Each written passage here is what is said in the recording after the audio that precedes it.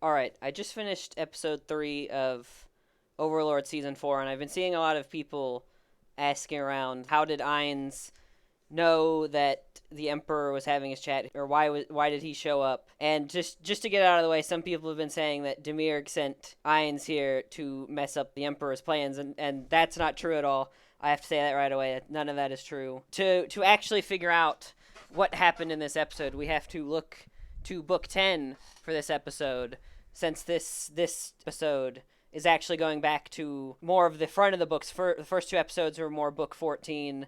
This is jumping back to book 10, but about midway into book 10, they skipped over some of the intrigue saw in the kingdom before then, and they're kind of lumping all the intrigue together for that to explain why it's going the way it is.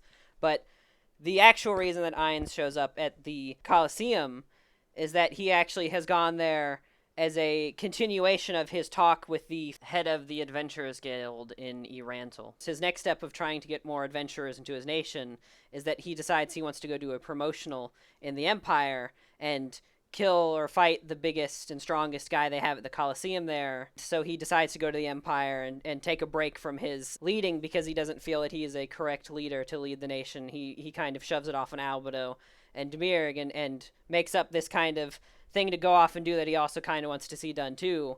And so he goes to fight in the arena and coincidentally shows up, and it's all just a big coincidence that Ainz is there at the same time as the meeting taking place, and actually he crosses the border legally in the book and wants to apologize to the Emperor for being found out that he crossed the border legally, and that's why he goes up to the box. In a coincidence, it's all very cryptic the way he talks, and it makes it seem like he knew everything, which happens very often in the book, but none of it is planned. It is all just coincidence that he is seen as the smartest guy and shows up at the right time to all the places. And if you want to see more Overlord lore from the next episodes, I'll keep trying to answer questions I see in the comments in different places and comments on the YouTube if people want that. If you want to see more of this, please like and subscribe and come back for the next video.